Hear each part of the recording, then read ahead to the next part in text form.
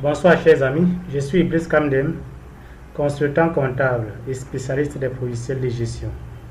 Aujourd'hui, je vais vous montrer les différentes techniques de saisie des écritures comptables via le logiciel UBP Comptabilité. Bref, ce logiciel ouvre plusieurs méthodes pour la saisie de vos écritures. Je vais donc dans cette vidéo vous lister ces différentes méthodes.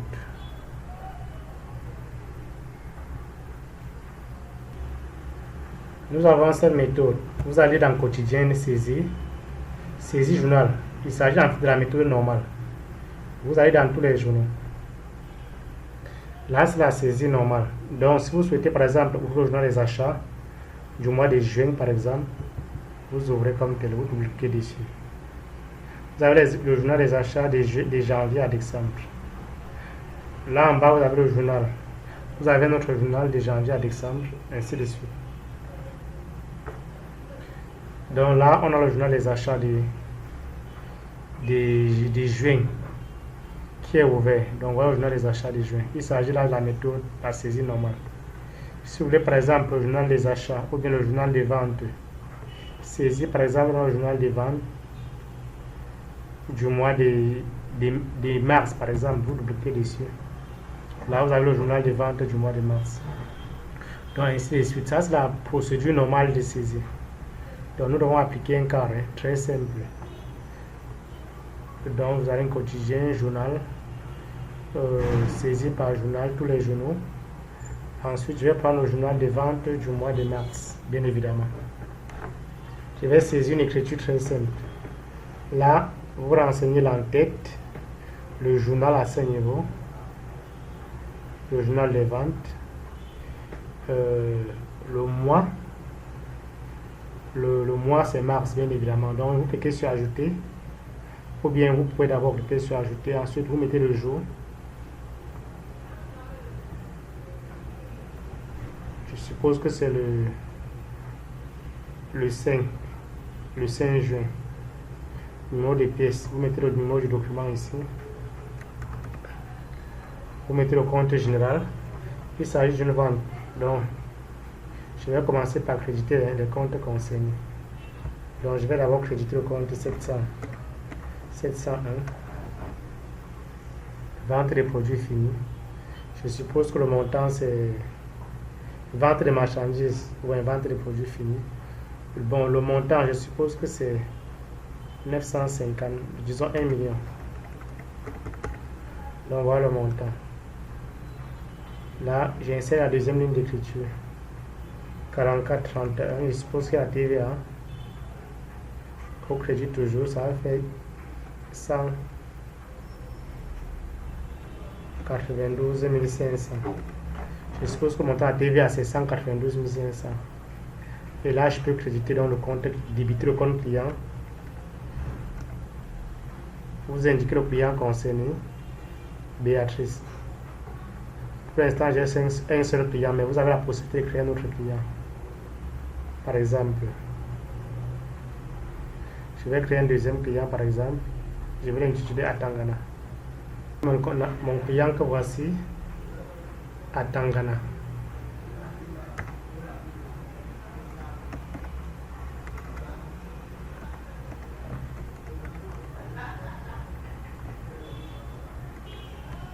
Atangana. Compte collectif 411. Bon, là j'ai créé mon client, j'enregistre et je fais tabulation. Je vais débiter du montant de 1 192 500. Vous mettez l'échéance de règlement. Je suppose que l'échéance de règlement c'est dans, disons, dans 15 jours, dans le 20 mai. Concernant le compte des produits, concernant le compte 701 par exemple, s'il y a un plan analytique, vous pouvez l'affecter un plan analytique distribution. Vous pouvez directement affecter le compte de produit à un plan analytique, à un poste analytique. J'ai affecté dans le poste distribution. Donc voilà en fait la technique pour saisir normalement les écritures dans le logiciel CUBP. Ça c'est la procédure normale.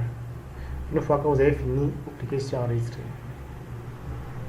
Mais également, il y a une deuxième procédure, c'est celle-ci, quotidien. Vous allez dans autre saisie, saisie kilométrique. Celle-ci est toujours semblable à la saisie normale. Donc à ce niveau, vous cliquez sur ajouter. On va également passer une écriture d'achat, ou disons de paiement de loyer. Je suppose que paiement de loyer, vous mettez le jour ici, le journal déjà vous choisissez,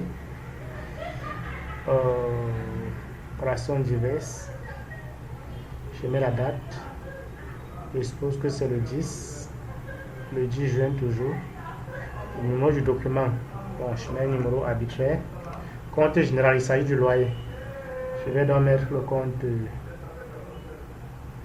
vous déroulez, c'est un compte de charge, là, je viens dans charge, que voici, c'est un compte de charge, ça va être le compte 622, conformément au Sysquada, c'est le compte 622. Je vais prendre celui-ci, hein. Non, 622. Bon, je vais prendre celui-ci, honoraire. Je suppose que ce sont les honoraires. Donc le compte, je suppose que le montant c'est combien? 2 millions? Non. 250 000 francs CFA, le montant des honoraires. Au Sysquada, le 622 c'est le loyer. Bon, ça c'est le plan comptable français, c'est pas grave. Vous pouvez affecter ça à un poste analytique. Je vais mettre ça à la session administration. Je crois que j'ai créé une session administration. J'affecte à la session administration. Donc tabulation, tabulation, tabulation. Et vous créditez le fournisseur concerné. 401. Bon, vous pouvez créer un fournisseur. Hein. Vous déroulez là. Vous créez le fournisseur, ça n'existe pas. Mais pour gagner en temps, je vais prendre sur Repco. Tabulation. Et vous mettez là 250 000. Vous mettez l'échéance de paiement. Je vais supposer que c'est le 10, le 5 juin. Vous voyez, c'est aussi simple, chers amis. Donc voilà une deuxième méthode. Le mode de paiement également, vous pouvez dérouler, vous choisissez le mode de paiement, caisse, espèce. Donc voilà une deuxième technique pour effectuer vos saisies avec EDP. Une fois que vous avez fini, vous cliquez sur enregistrer et faire et fermer. Il y a également une troisième méthode. Vous allez dans quotidien, saisie, autre saisie, vous allez dans saisie guidée. Là, vous mettez à ce niveau le compte des charges concernées. Par exemple, achat de marchandises à 19,25. Cours de journal. Ça, celle-ci est un peu automatique. Quand vous mettez au cours de journal, automatiquement, les écritures relatives à l'achat apparaissent. Ces écritures apparaissent. Le 601, le 4452, le 75, le 401, le 77. Donc ça, c'est un peu un modèle de saisie que moi j'ai paramétré conformément au Sysquada. Donc ce que vous devez faire, c'est mettre juste les montants. Par exemple, si on achète la marchandise à, je suppose, 2 millions, hein, c'est un exemple. 2 millions. Automatiquement, la TVA se génère. Je vais supposer que les frais accessoires s'élèvent à 50 000. Vous voyez un peu, ça fait un total de 2 385 000. Donc cette saisie, elle est un peu automatisée. Maintenant, au crédit, vous devez simplement reporter ce total au crédit. Mais étant donné qu'il y a l'escompte, je vais supposer un instant donné que l'escompte s'élève arbitrairement à 30 000 francs. Non, disons 15 000. Vous voyez un peu. Non, l'escompte, c'est pas ici. L'escompte, c'est à ce niveau. 15 000. Donc, à ce niveau, on doit avoir donc à ce niveau, on doit avoir donc le solde. Le solde, ce solde doit être égal à. Si je regarde bien, ce solde doit être égal à la différence des deux. Donc, ça va faire 2 420 000. 2 420 000. Là, vous pouvez mettre donc l'échéance. On va mettre l'échéance 15 jours. Donc voilà la troisième méthode pour effectuer vos saisies avec le logiciel EVP. Cette méthode est un peu automatisée. Donc, elle est bonne pour les personnes qui ne maîtrisent pas, qui n'ont pas eu bonne connaissance des écritures comptables. Ces personnes peuvent utiliser cette méthode. Donc, pour que cette méthode puisse être valable pour ces personnes-là, il faudrait au préalable créer des écritures, préenregistrer certaines écritures relatives à toutes les opérations d'entreprise. Donc, c'est ce que j'ai eu à faire. Ensuite, vous enregistrez, vous fermez. Donc, voilà une méthode. Il y a également d'autres méthodes, chers amis. Autre saisie. Saisie pratique. La saisie pratique. Donc, à ce niveau, vous cliquez sur ajouter. Également, facture. C'est une facture d'achat. Vous cliquez sur facture d'achat. C'est une facture de vente, prenez une facture de vente. C'est une opération de trésor, prenez une opération de trésor. Je suppose que c'est une facture de vente. Voyez un peu, chers amis. Ici, vous mettez le numéro du document. Tout simplement. Je mets un numéro arbitraire. Vous choisissez le client concerné. Je vais prendre le client Béatrice. Et ensuite, vous cliquez sur ajouter. Lorsque vous cliquez sur ajouter, vous précisez la nature de l'opération, la nature de la vente. Voyez un peu. Bon, nous pouvons même supposer que c'est un service. Je ne vois pas en quoi ça gêne. On doit prendre un compte. Ou bien prendre le compte 701. Je pense que j'ai eu à créer un compte comme ça. Produit fini. OK. La TVA relative est afférente. Vous choisissez le taux de la TVA afférente. On ne sait pas si un taux de TVA à 19,25% comme au Cameroun. Bon, s'il n'y en a pas, prenons ce taux de TVA. TVA collecté à 20%. C'est pas grave. Vous devez mettre le montant donc, de la facture. Le montant de la facture, je suppose que c'est 900 000. Vous voyez, automatiquement, la TVA est calculée. 180 000. Je vais supprimer la deuxième ligne. Vous voyez un peu, chers amis. Donc voilà, c'est très simple.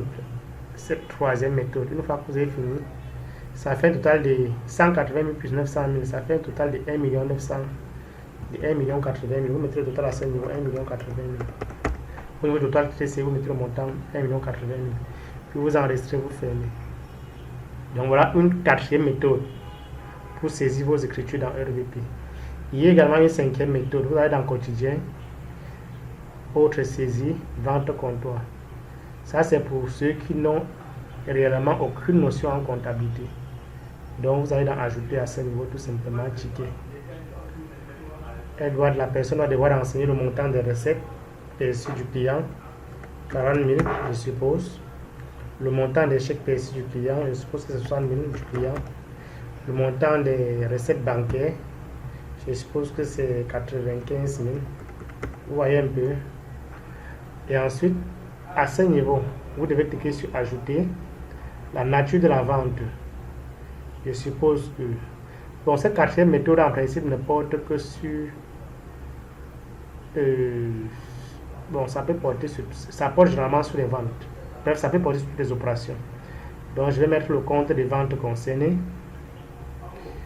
autres produits, ou bien 701 toujours. Je pense avec 701 ça va marcher. Bien, je vais dérouler 701, celui-ci. Le libellé de l'opération, je mets vente de marchandises. Le montant hors taxe, vous mettez 900 ou bien 98 250. Il n'y a pas de TVA. Nous devons vendre ça sans TVA. Voilà l'écriture. Vous voyez un peu, chers amis.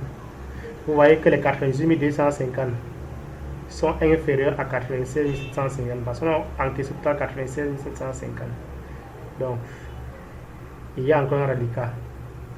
Ou bien pour ne pas se mélanger les pédales, on a 96 750 ici. C'est le reste à vendre en fait, puisque le total recette nous donne 195 000. Donc il reste encore 96 750 à vendre. Donc là, on peut cliquer encore simplement sur ajouter. On prend une autre écriture. Je prends la même écriture, mais je vais mettre service vendu. Bon, je mets n'importe quoi, mais c'est le bon sens. Le reste avant-hier, c'est 96 750. Vous voyez un peu. Donc, il n'y a plus d'un avant-hier. 195 000, comme toute la recette du jour. Et là, on a 195 000. J'enregistre donc, tout simplement. Vous voyez un peu. Vous pouvez voir l'écriture, hein, chers amis. Je clique sur voir l'écriture des ventes. L'écriture a été générée par un document. Elle sera ouverte en lecture seule. Vous voyez l'écriture, chers amis. Automatiquement, l'écriture est saisie. Donc, même sans être comptable, les écritures comptables sont passées. Donc, c'est ce qui est bien également dans cette méthode, quoi. Donc là, je vais fermer purement et simplement. Vous pouvez en fait consulter l'aperçu, hein, des tickets. Donc, chers amis, voilà bien et bien le total de 795 000. Voilà l'information. Et voilà en fait les détails. Donc voilà grosso modo, chers amis, comment saisir vos écritures avec EBP. C'est vraiment très simple. Je vais profiter également pour purement et simplement ouvrir la balance des comptes quotidien, impression. Vous allez dans état comptable, balance générale. Je vais dans aperçu. Là, vous avez la balance générale des comptes. Vous voyez un peu, chers amis. Donc, voilà la balance générale des comptes avec EBP. Donc, je vous prie, chers amis, de vous abonner. Nous avions constaté que la plupart d'entre vous consultent la vidéo sans vous abonner. Raison pour laquelle je vous prie de cliquer sur la cloche et afin de profiter des prochaines vidéos. Merci.